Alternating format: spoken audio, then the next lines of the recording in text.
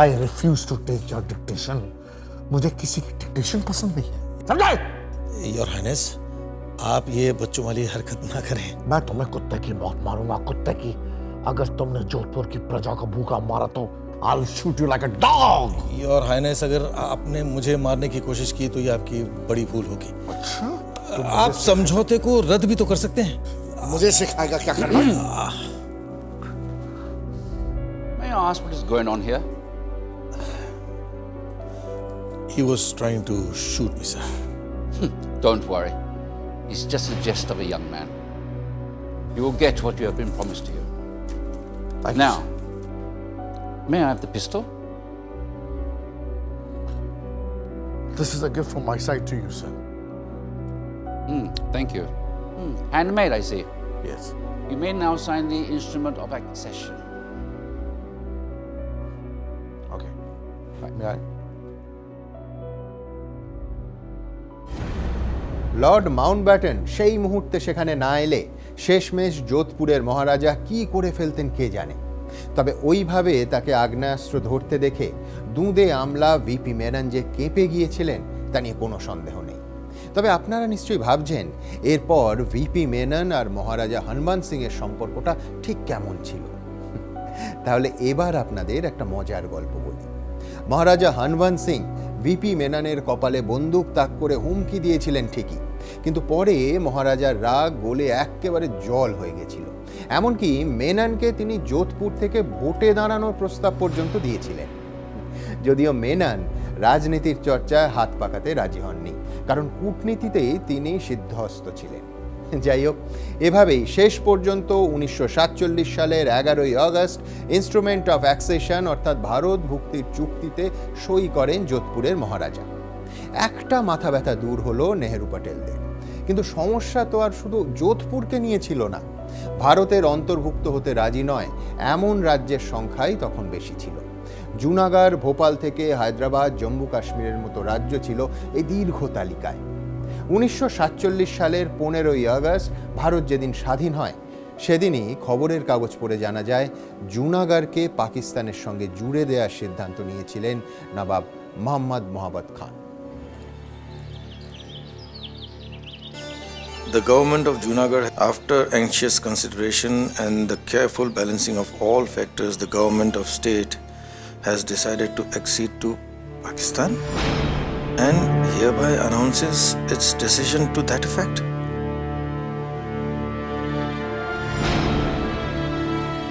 এই খবরে সবার মাথায় তখন বাজ পড়ার মতো অবস্থা। আর হবে নাই বা কেন? জুনাগড় সেদিন পাকিস্তানের হাতে চলে গেলে কি হতো জানেন? 3,337 বর্গমাইল এলাকা ভারতের হাতছাড়া হয়ে যেত।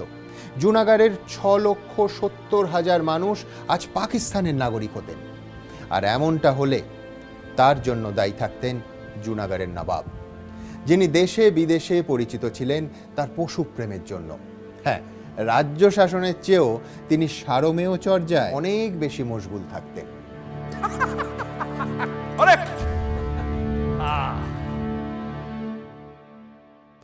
জুনাগড়ের নবাব বুঝলেন তখন মহা দুশ্চিন্তায়। তার রসানারার বিয়ের বয়স পেরিয়ে যাচ্ছে, এদিকে পাত্র পাওয়া যাচ্ছে না। ব্যাস, নবাবের নির্দেশে চতুর্দিকে একেবারে খোঁজ খোঁজ অবস্থা। অনেক খুঁজে খুঁজে শেষ পর্যন্ত ম্যাঙ্গালোরের রাজপরিবারে এক সুযোগ্য পাত্র সন্ধান পাওয়া গেল। নাম ববি। বিয়ে ঠিক হলো। বিয়ের আসর বসলো জুনাগড় প্রাসাদে। রাজপরিবারের বিয়ে বলে কথা।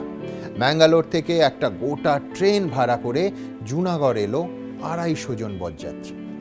জুনাগড়ের নবাব মোহাম্মদ খাঁ নিজে স্টেশনে গেলেন সেই বরযাত্রীদের একেবারে অভ্যর্থনা দিয়ে নিজের প্রাসাদে নিয়ে আসতে।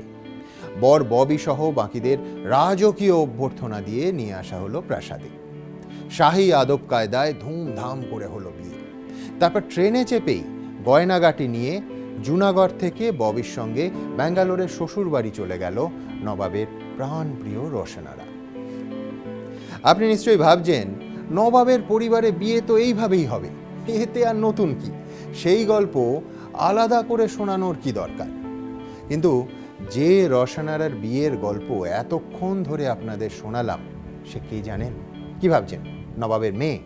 ওহ, এই দেখুন, বলতে ভুলেই গেছি, রওশনারা ছিল জুনাগড়ের নবাব মহাবত খানের পোষা কুকুর। আর এই সময় সেই বিয়ে যা খরচ হয়েছিল তা এখনকার টাকার হিসেবে ধরলে তা প্রায় 2 কোটি টাকার সমান। ভাবুন। टफी टफी टफी सुन सुन सुन हम तुम दोनों की शादी करवाएंगे हैं कब कब टफी टफी टफी वाओ अरे टफी टफी জুনাগড়ের নবাব মহাবত খান শুধু পোষা কুকুরের বিয়ে দিয়েই থামেননি। সেই বিয়েতে তিনি কাকে নেমন্তন্ন করেছিলেন জানেন? এমন একজনকে যাকে অনেক গণ্যমান্য ব্যক্তি নিজেদের ছেলে মেয়ের বিয়েতে ডাকার সাহসই পেতেন না। সেই মজার গল্পটা জেনে নেব বিশ্বভারতীর প্রাক্তন উপাচার্য ইতিহাসবিদ রজতকান্ত রায়ের কাছ থেকে। রজতবাবু, আপনি দর্শকদের বলুন, এমন কাকে নবাব পোষা কুকুরের বিয়েতে নেমন্তন্ন করেছিলেন যা শুনে সেই যুগে চমকে উঠেছিলেন সকলে? কুকুরের বিয়েতে নেমন্তন্ন, এখন কুকুরের বিয়েতে নেমন্তন্ন করেছিলেন লর্ড আরউইনকে নবাব সাহেব। সেটা কি করে করলেন? পলিটিক্যাল রেসিডেন্ট যেখানে আছেন তাকে এড়িয়ে, তাকে জুনাগড়ের নবাব এটা করতে যাবেন, একটা কুকুরের বিয়েতে নেমন্তন্ন করতে যাবেন, প্রশ্ন ওঠে তার কি কোনো সেন্স ছিল না? রজতবাবু, অনেক ধন্যবাদ আপনাকে। পোষ্যপ্রেম ছাড়া জুনাগড়ের নবাব মহাবত খান আরেকটা কারণে অত্যন্ত জনপ্রিয় ছিলেন, নাচ গান ও নাটক। এর জন্য একটা সময় তিনি একটা কনসার্ট হল তৈরি করেছিলেন।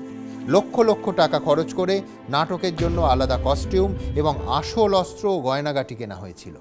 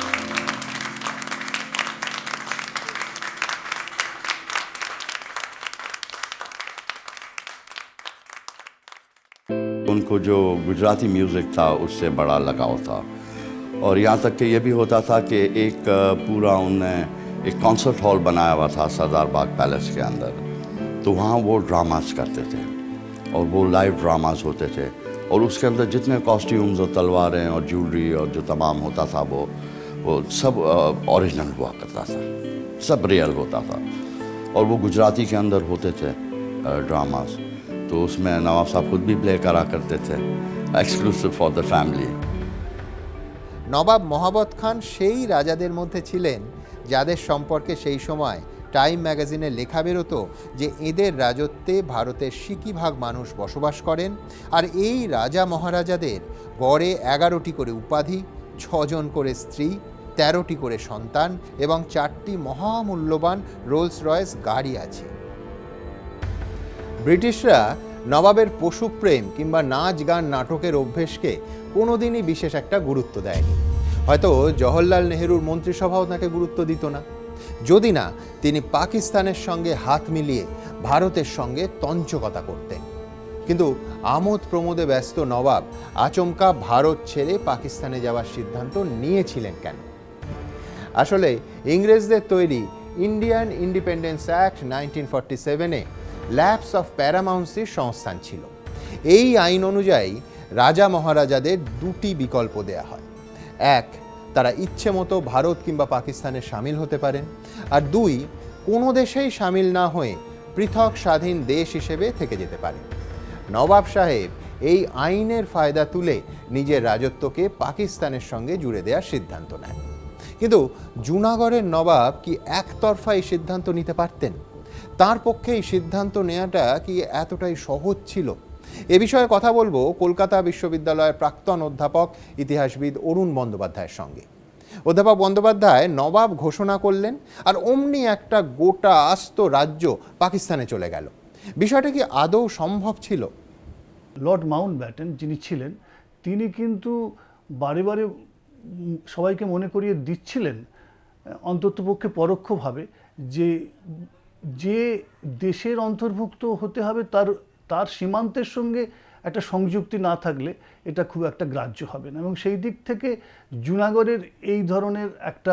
জুনাগড়ের নবাবের এই ধরনের একটা সিদ্ধান্ত যে পাকিস্তানে যাওয়া গ্রাহ্য হতো না এবং গ্রাহ্য হয়ও নি। ধন্যবাদ অধ্যাপক বন্দ্যোপাধ্যায়।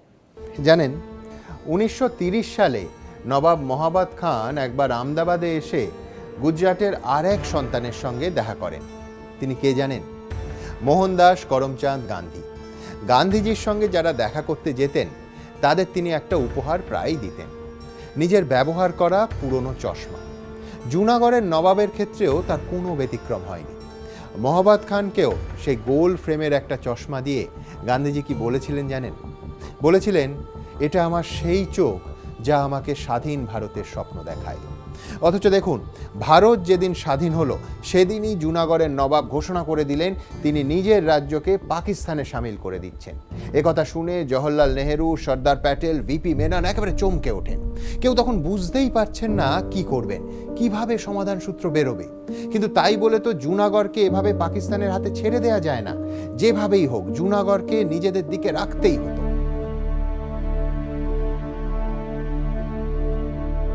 आज हमें फैसला करना है कि हमारे शरीर में पड़े जूनागढ़ के घाव को रिसने दें, सड़ने दें, मवाद पड़ने दें या उसका इलाज कराएं। 17ই অগস্ট জুনাগড় সমস্যার সমাধান সূত্র খুঁজতে ক্যাবিনেট বৈঠক ডাকা হয়। তার আগে এ নিয়ে এক প্রস্ত আলোচনার জন্য জওহরলাল নেহেরু, সর্দার প্যাটেল এবং ভিপি মেননকে ডেকে পাঠান Lord Mountbatten. Mister Mountbatten, Sardar की बातें सही है। क्या यह सही नहीं है कि पाकिस्तान जूनागढ़ के वेरावल में बंदरगाह को डेवलप करने और 25,000 सैनिकों का ठिकाना तैयार करने के लिए नवाब को 8 करोड़ रुपए दिए हैं?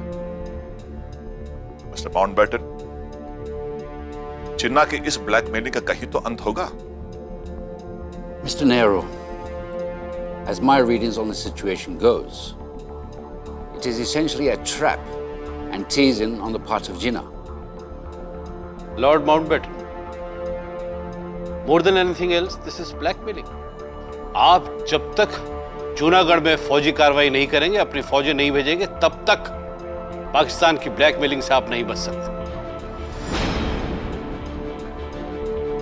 और मेरा तो यह भी मानना है कि हमें जूनागढ़ के लिए कोई सख्त कार्रवाई करनी चाहिए, वरना हमारी नरमी, उसकी कीमत हमें कश्मीर में, हमें हैदराबाद में चुकानी होगी।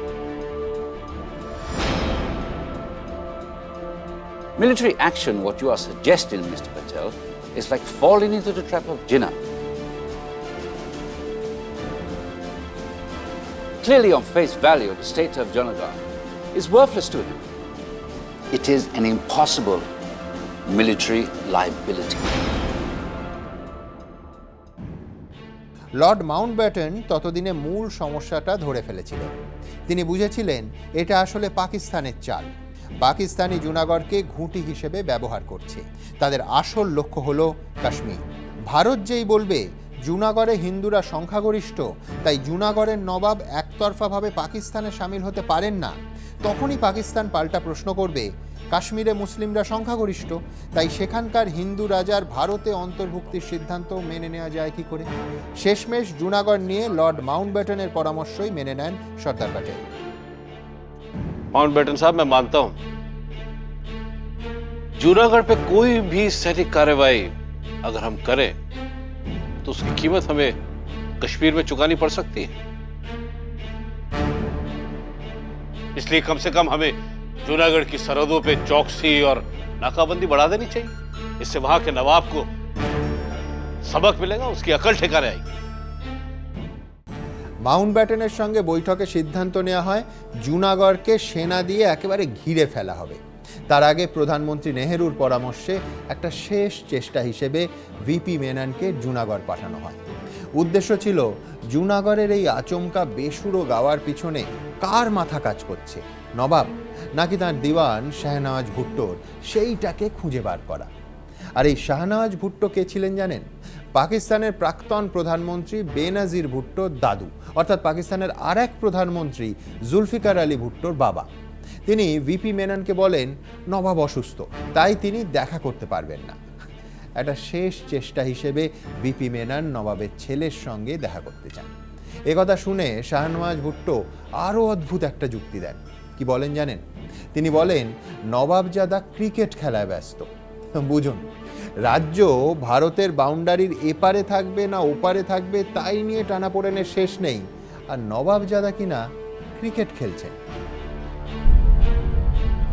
मिस्टर मेनन, मुझे बहुत ही अफसोस है कि नवाब साहब पिछले 10 दिनों से बीमार हैं और वो किसी से नहीं मिल सकते। मैं खुद उनसे पिछले 4 दिन से नहीं मिल पाया।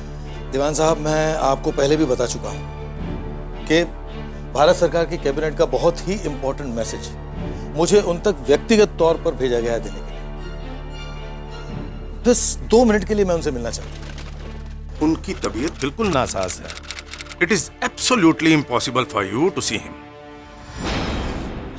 If it is impossible for me to have an audience with His Excellency the Nawab, then may I have the opportunity to meet the Nawab Zada of Junagadh? देखिए, मुझे लगता है कि इन हालात में मेरी मुलाकात नवाबजादा साहब से हो जाए तो अच्छा रहेगा। दरअसल इन दिनों वो क्रिकेट में इतने मशगूल हैं कि उनसे मुलाकात करना काफी मुश्किल होगा।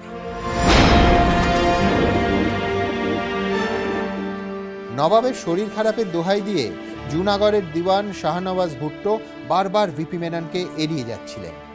মেননও বুঝে গিয়েছিলেন শাহনওয়াজ ভুট্টোর সঙ্গে কথা বলে কাজের কাজ কিছুই হবে না, স্রেফ সময় নষ্ট হচ্ছে।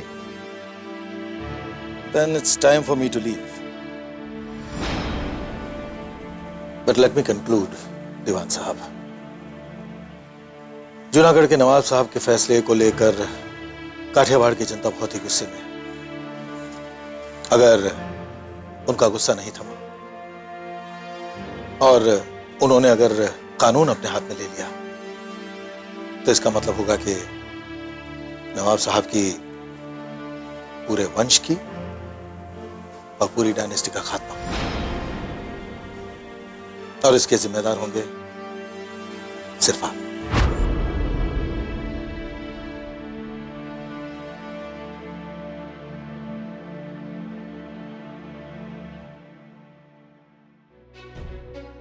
ভিপি মেননের জুনাগড় যাওয়ার আসল উদ্দেশ্য পুরোপুরি পূরণ হয়নি বটে, কিন্তু তিনিও ছাড়ার পাত্র ছিলেন না। ফেরার আগে জুনাগড়ের দুটো ছোট্ট জায়গা মংরোল এবং বাউরিয়াবাগকে তিনি ভারতে সামিল হতে রাজি করিয়ে ফেললেন। জুনাগড়ের নবাবও বসে থাকার পাত্র নন। এই দুটো জায়গাতেই তিনি নিজের সেনা পাঠিয়ে দেন। सर, मंगरोल और बाबरियावाड़ में जूनागढ़ के नवाब ने अपनी फौजें भेज दी हैं और दोनों जगहों के शेखों ने हिंदुस्तान के साथ एक्सेशन को भी खारिज कर दिया है। मैं मंगरोल और बाबरियावाड़ में अपनी फौज भेजनी चाहिए क्योंकि नवाब ने इन दोनों जगह पे अपनी फौज भेजी। It's an act of aggression. Bharat के खिलाफ युद्ध है ये। Mountbatten, if you agree,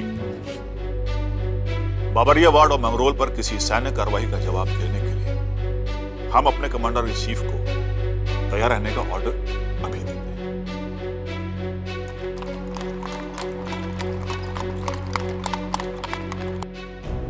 Bharat যখন জুনাগড়ে সামরিক অভিযানের সিদ্ধান্ত নিয়ে ফেলেছে, যখন সব মোটামুটি ঠিকঠাক এগোচ্ছে, তখনই সবাইকে হতবাক করে দিয়ে জুনাগড়ের সামরিক অভিযানের তীব্র বিরোধিতা করেন ভাইসরয় মাউন্টব্যাটেন। 27শে সেপ্টেম্বর এক বৈঠকে মাউন্টব্যাটেন বিষয়টাকে রাষ্ট্রপুঞ্জে তোলার পরামর্শ দেন। There is a real danger of precipitate action on behalf of India. This may cause a war between India and Pakistan. आप क्या सोचते हैं?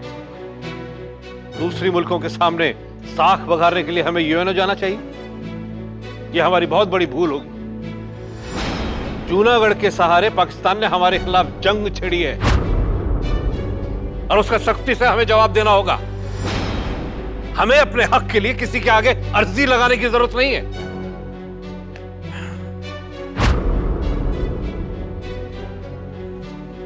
কিন্তু মাউন্টব্যাটেনের কথা শুনে আর বসে থাকতে রাজি ছিলেন না সর্দার প্যাটেল। চাপ তৈরি করতে জুনাগড়ের সেনাবাহিনীর টহল শুরু করান তিনি। ভারত সরকারের এই আগ্রাসী মনোভাব দেখেই ভয় পেয়ে যান নবাব মহাবত খান।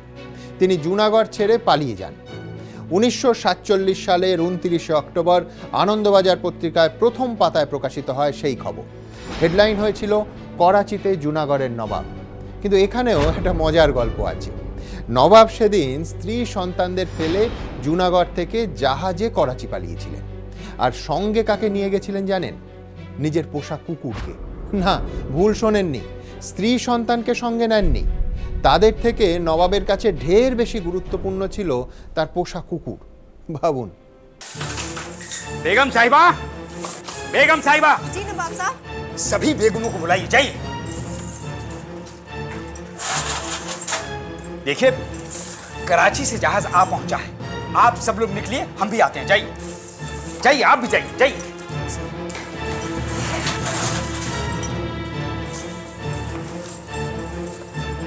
नवाब साहब, हमारा बच्चा नहीं मिल रहा है। तो जाइए, देखिए उसे, जाइए।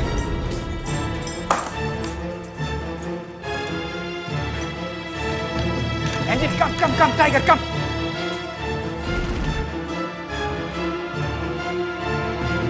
नवाब साहब, नवाब साहब, नवाब साहब, नवाब साहब, कहाँ चले गए? नवाब साहब, नवाब साहब, नवाब साहब। নবাব তো পালিয়েছেন, রাজত্ব চালানোর লোক বলতে তখন দিওয়ান শাহনওয়াজ ভুট্টো। বিপদ বুঝে তিনি পাকিস্তানের সাহায্য চান। কিন্তু সাহায্য তো দূরের কথা, সাহায্য চেয়ে পাঠানো চিঠির জবাবটুকু পর্যন্ত দেননি মোহাম্মদ আলী জিন্নাহ। আসলে জুনাগড়কে তিনি স্রেফ দাবার ঘুঁটি হিসেবে ব্যবহার করেছিলেন। যখন দেখলেন সেই ঘুঁটি আর কাজে আসছে না, তখন তাকে ছুঁড়ে ফেলতে বিন্দুমাত্র সময় নষ্ট করেননি জিন্নাহ। অবশেষে 1947 সালের 7ই নভেম্বর শাহনওয়াজ ভুট্টো জুনাগড়ের ভারত ভুক্তির ঘোষণা করলেন। আর এই ঘটনায় যার ভূমিকা অত্যন্ত গুরুত্বপূর্ণ ছিল সেই সর্দার বল্লভভাই প্যাটেল। কলকাতায় দাঁড়িয়ে বল্লভভাই এ নিয়ে নিজের বক্তব্য রেখেছিলেন। দিনটা ছিল 1948 সালের 3রা জানুয়ারি। কি বলেছিলেন সেদিন ভারতের লৌহ মানব, আপনাদের শোনাবো একেবারে তাঁরই কণ্ঠে সেই ঐতিহাসিক বক্তৃতা। जूनागढ़ को सलाह जफरुल्लाह साहब ने दिया था कि हाँ तुम पाकिस्तान में शरीक हो जाओ, वो ठीक है, तो उसका जूनागढ़ का नवाब को भोगना पड़ता है, कोई जफरुल्लाह साहब को भोगना नहीं पड़ता है। और ये तो खाली बातों है। जूनागढ़ का तो फैसला हो गया, अभी उसमें कोई चीज बनने वाली है नहीं। कोई यूनो में जाओ, दुनिया पार जाओ, उसमें कोई चीज नहीं बन सकती, वो तो हो गई बात। जूनागढ़ में एक मक्खी भी मारनी नहीं पड़ी, किसी के ऊपर कोई हथियार चलाना ही नहीं पड़ा, फिर क्या रहा? और खुद दीवान ने खुद आके कहा कि मेहरबानी करके हमारी हुकूमत ले लो, हम नहीं चला सकते। और नवाब वहां उठ के भाग के कराची जाकर बैठ गया, फिर जूनागढ़ की बात क्या करते? জুনাগড় ভারতে সামিল হওয়ার পর 1948 সালের ফেব্রুয়ারিতে জুনাগড়ে গণভোটের আয়োজন করে ভারত। সেখানে ভারতের পক্ষে ভোট পড়ে 1,19,000 আর পাকিস্তানের পক্ষে মাত্র 91টা। নবাব মহাবত খান তখন করাচিতে। তবে তিনি কি সেখানে খুশি ছিলেন? শোনা যায় শেষ জীবনে তিনি নিজের জায়গা জুনাগড়ে ফিরতে চেয়েছিলেন, ঠিক যেমনটা চেয়েছিলেন মোহাম্মদ আলী জিন্নাহ। ভারত পাকিস্তান আলাদা হওয়ার পরও জিন্নাহ চেয়েছিলেন ভারতে তার বাড়িঘর যেমন আছে তেমনই থাকবে। প্রতি বছর একটা সময় তিনি সেখানে এসে কিছুদিন কাটাবেন। জুনাগড়ের নবাবও নাকি মৃত্যুর আগে ভারতের জুনাগড়ে ফিরতে চেয়েছিলেন, কিন্তু সেটা আর সম্ভব হয়নি। ভারত থেকে দূরে থাকার যন্ত্রণায় কিনা জানি না, তবে মাত্র 59 বছর বয়সেই পাকিস্তানে তার মৃত্যু হয়। আর তার আগে পাকিস্তানে যেতে যেতেও শেষমেশ ভারতের অন্তর্ভুক্ত হয় জুনাগড়। তবে পাহাড় প্রমাণ কাজ তখনও শেষ হয়নি। বলা যেতে পারে ম্যাচ হাফ টাইম অবধি গড়িয়েছে মাত্র। তখনও ভারতে সামিল হতে নারাজ হায়দ্রাবাদ, ভোপাল, জম্মু কাশ্মীর।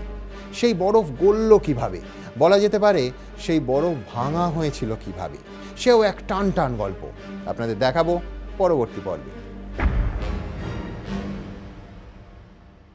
রুদ্ধশ্বাস ম্যাচে একেবারে শেষ লগ্নে জিতল ভারত।